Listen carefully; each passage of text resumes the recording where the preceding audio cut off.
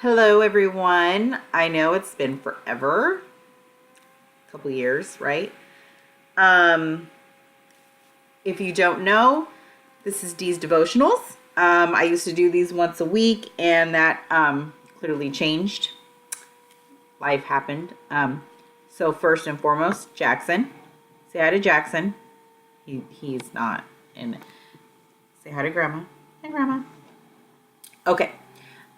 So to play catch up really quick, for those who may not know me and are just catching on, uh, we used to do these once a week.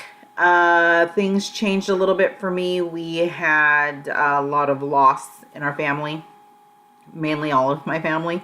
There's two of us left now. So time's been pretty rough for sure.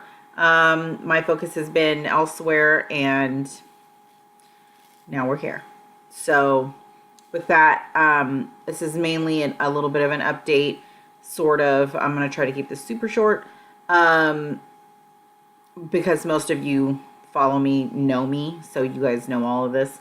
I will be doing some videos here later on, with regard to the loss that we've had,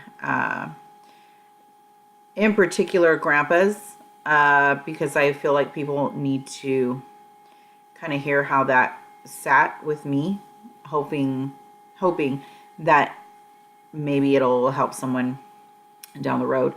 And then our mother's death. Please excuse him. Anyway, and so look for those in videos to come. But we're going to start off like right up front. I'm also wearing a scrunchie. I haven't worn one of these since I was like, I don't know, 7th grade. No, not even 7th grade, like 6th grade. Anyway, whatever. We had a 90s party. It was really fun. Okay. So, I have a couple things I want to touch on. There have been obviously a lot of changes with my ministry. And I say my just in the sense that I'm the one that's, but it's his, always. And it's gone into places I never thought it would go. I had some ideas when Grandma had become sick. Things started to find their way, a vision of what I wanted to do. And oddly enough, I didn't know exactly where that was going to go, but I did know the concept that I wanted to focus on. And without trying or even thinking about it, it's just full steam ahead that way. So in the last 6 years since we've talked last, maybe I know it's less time than that, but anyway, since we talked last like this, I became a chaplain. So that's been a year in. And when I started that, I did not know what I wanted to do with it. I did it through my church or a subsidiary of my church. And look, some people are meant for certain things when it comes to ministry, and some they just aren't. I am not a good prayer out loud with others. I don't do it well at all, because I pray like I was taught how to pray, and that's just like this, talking to God like he's anybody else, right? Except that I know he's all powerful and, all the great things. But yet, when it comes down to a conversation, that's all prayer is, right? Surrendering that need of things that we have, the worry, the whatever, all that stuff. But in speaking to him, it's not formal. It's not, it's just him and I. And he and I argue constantly. Well, I argue. He obviously just lets me yip yap. But We fight. I yell at him. It does, depending on what it is that's going on. I talk to him no different than I talk to anybody else. And so that's why with prayer, people expect a certain type of oh Father, all that stuff, and it's not how I do it. I just don't. So I don't particularly like to do that with others. So in the church, like the actual church, the position of chaplain is to pray with others before and after service. It was to do, different things outside, like maybe some memorials or, just things like that. I have done memorials. I have done baptisms, and I will be doing my first wedding for my brother this October. But I just knew that it just did not call to me.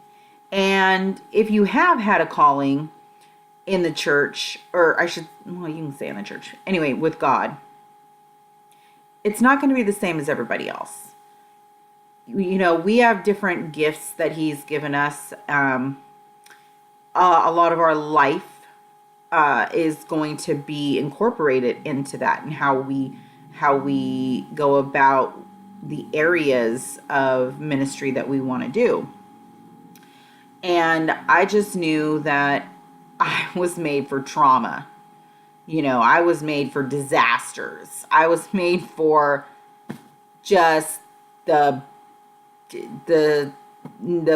grittiest part of life. That's where mine was going. And I had taken a trauma and critical care.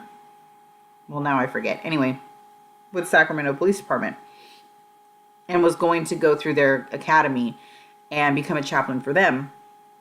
But then one day, I was sitting in church, and every year we do compassion campaigns and, for different things. And this year we did a motion campaign, which was basically all these different projects and charities and all these different things that Bayside wanted to be able to be a part of, and continue to grow, just all these things. Last minute is what we were told last minute. Another opportunity, another program became available and put on the campaign. And that was ministry in Folsom Prison. I heard it, and that was it. That's all she wrote. That's all I needed to know. I was in there, done, ready to go. Give me everything I need to do, and I'm going to go do it.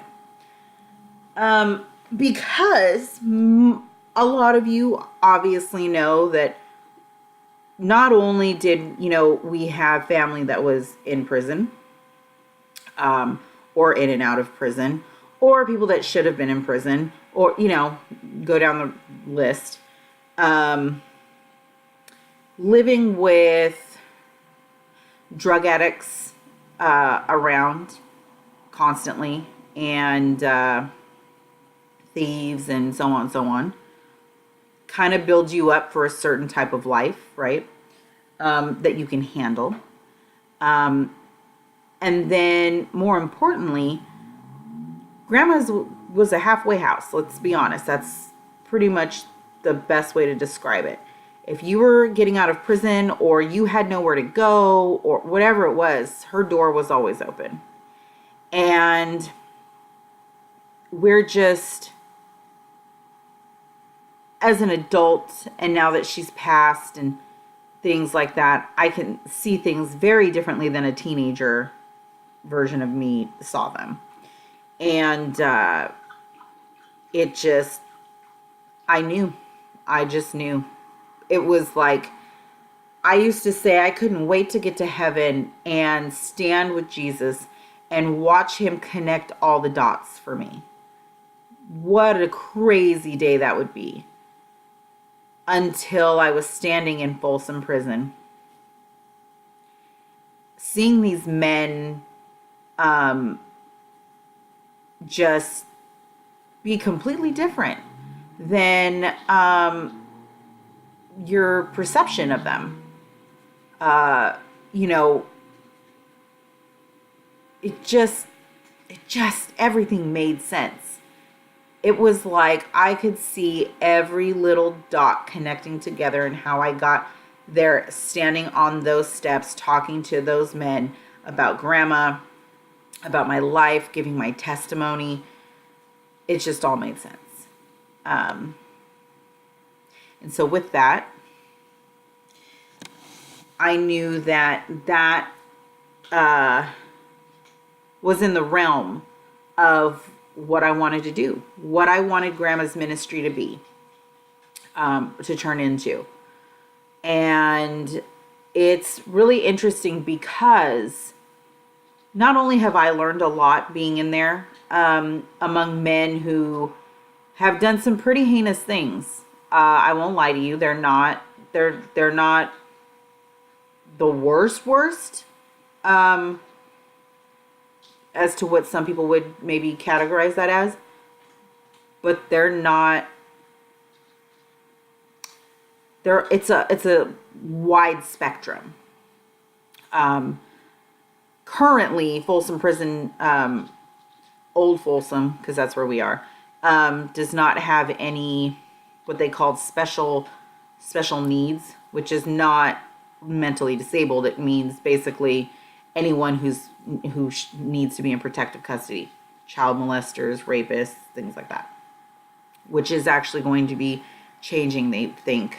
So please pray for them, because that could change a lot in there. But anyway, not the point. But just this wide spectrum of what you think the worst is compared to maybe what you think the least is. Regardless, they're all sinners just like us. The only difference, and who we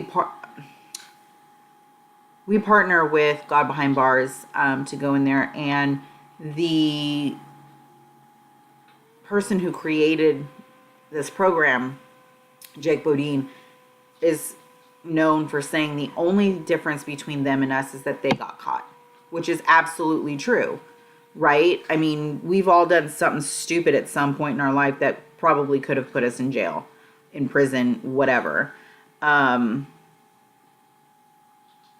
We just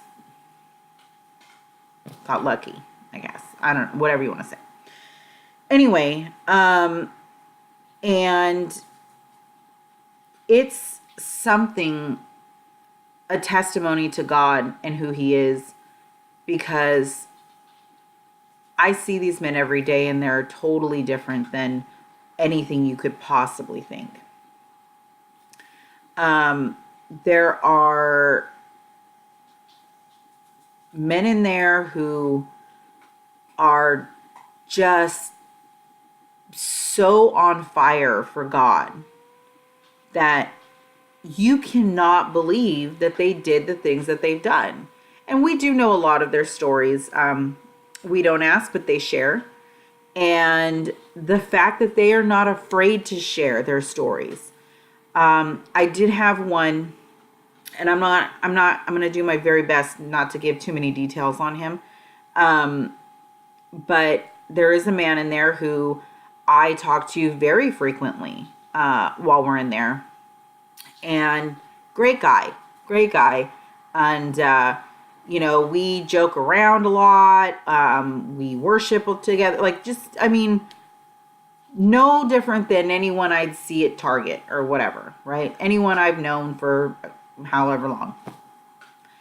And while he didn't know this, I knew his story. It was shared with me. And every time he would begin to tell me his story, he would say, at a later time, he'll share it with me when he thinks that it's maybe something I can handle, whatever. These men all know that I am not frail. They all know that I'm pretty good with keeping things together, and but regardless, He just didn't want to tell me. And so finally, he let me know that I had heard bits and pieces of his story. Mainly the reason that led him to prison was drugs, methamphetamines, meth, crack. It's not crack, but anyway, you guys know what I mean. Meth. You look at him and you'd never know meth is what put him there either, because he doesn't look like your typical person who uses meth. Or used meth even. Like, he just doesn't look like it. But basically what happened was the drugs took him over and he took his grandmother's life. You can see how he would not want to tell me that. And I totally get it. 100% understand. What you don't know about him is that him and his grandmother had a relationship like Grandma and I did. They were very, very close to each other. And things happen. It just is what it is. And he just lost it. Nothing to do with his grandmother. It just part of the situation. It doesn't matter. The point is that he took full responsibility for it. He hated himself for a very, very long time. And it is crazy to me, especially when I knew after the fact, before he told me though, that this is what he did, because you would never guess that. Never. But it's a testament to show just who God is, like, and how forgiving he is and how transformative he is. I don't know what he was like when this happened. I really don't. I don't care to know. That's not who he is now. And I think it's important to note that it does something for him to see somebody who is so full of love for her grandmother and have the relationship that we do and not judge him for what he did. And that's going to lead me into there are a lot of denominations within Christianity that think women do not belong as a leader of the church. They have no place there. And while I understand that it comes from a good place, it's not meant to be exclusive. It's not meant to make us feel inferior or anything like that. However, I think that people don't realize it doesn't matter if you're male or female. Doesn't matter you're short or tall, black or white. Doesn't matter. It doesn't matter. None of this stuff matters, right? What matters is that you can connect with someone who understands your story, who will understand their story. And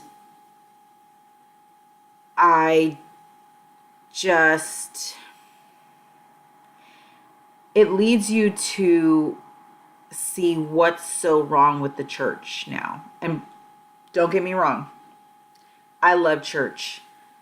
I'd never used to. I couldn't stand it when I was younger because a lot of the churches that we went to were like this, right? Yip, yip, yip, yip. Talk about this person, that person, this person, and that person. They didn't practice what they preach. They beat you over the head with Bible verses without knowing what they really mean, without knowing Jesus's heart. A lot of that stuff.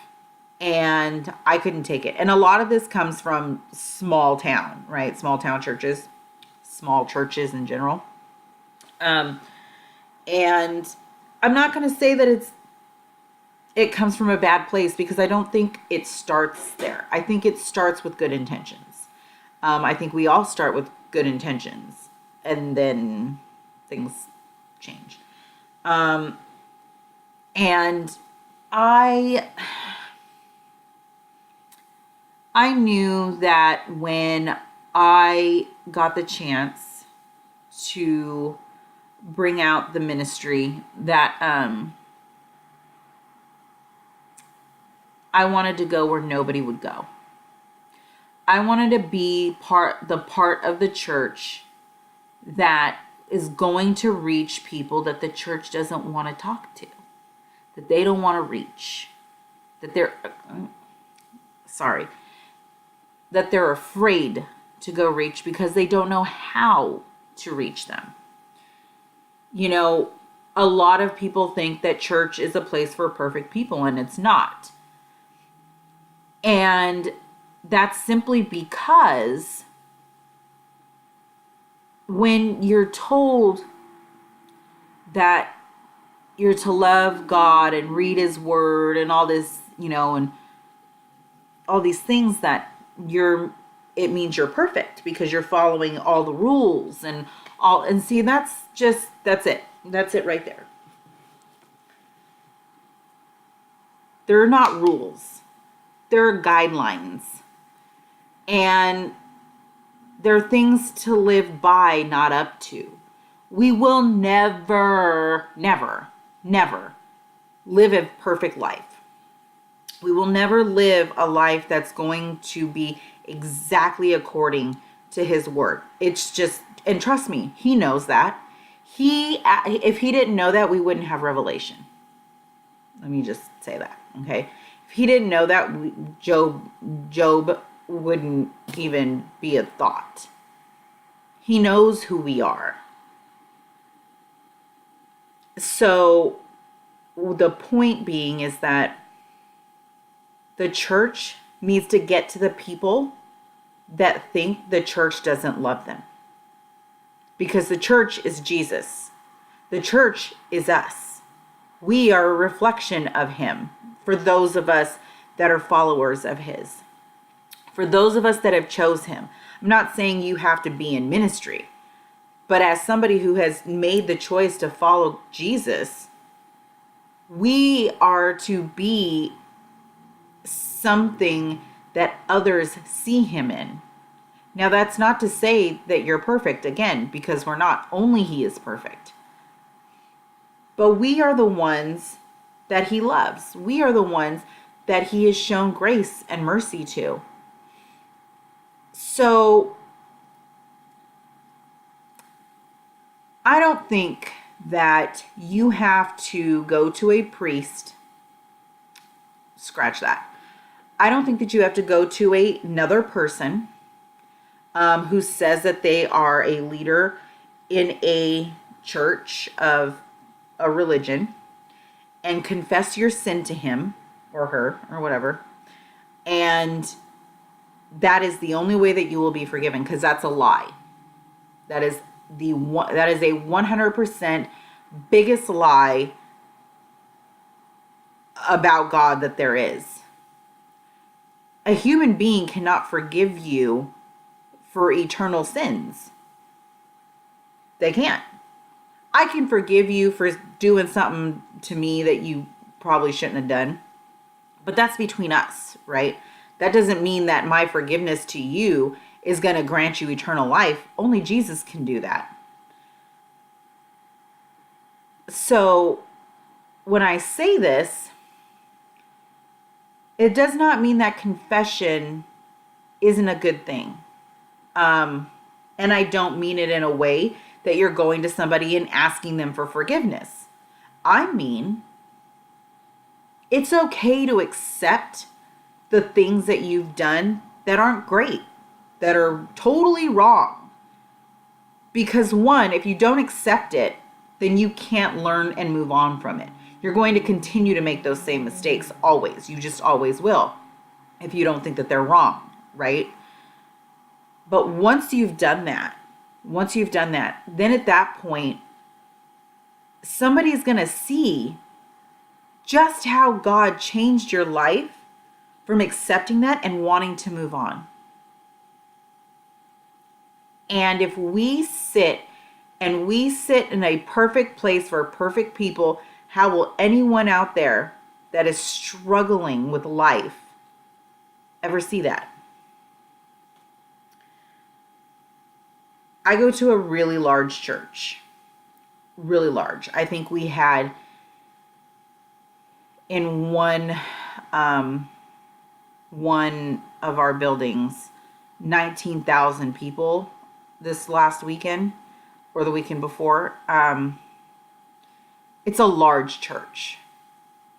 A lot of people don't like that for many different reasons. We're not a mega church by any means, but we do have that effect. And I'm happy about that because the more people we reach, the better. But with that said, this church was willing to cross that line that other churches are afraid or don't know how to cross. They went where I want to go. They went to the people that nobody remembers, wants to remember. They went to the people that everybody shuns, right? The outreach that this church does is amazing. It is absolutely amazing. God willing, I'll be sharing a sermon the end of the month with the homeless downtown, which is the first thought of where I wanted my ministry to start, was going out to the people that can't get to church, that are afraid to go into church. There was a night a few months ago during summer. I was with a friend at a bar. It was a restaurant, but at the bar. And this woman was talking with me, and she was drunk, really drunk. And she was having issues with her husband, and just a lot of things were going on with her. She asked me what I did for a living. We talked. When she found out that I was a chaplain, anything and everything that could come out of her did. And though I am terrible at praying out loud or with other people, we sat there together and I prayed for her silently while she spoke. And I found her at the bottom of a bottle. And we're sitting there praying. I am sitting there counseling. I'm sitting there with her, hoping that she will see Jesus when she needs him. And all that means is that I'm being available to her. I'm not shutting her out. I'm here to listen, to give her that ear that she needs. She now goes to church regularly, and that is not on me. That is all him, 100%. He put me there that day because I wasn't even going to go there. I was not going to go that night, but I just did not want to come home, didn't want to sit around. So I went out there and sat with a friend, and then that's it. He used me where he needed me.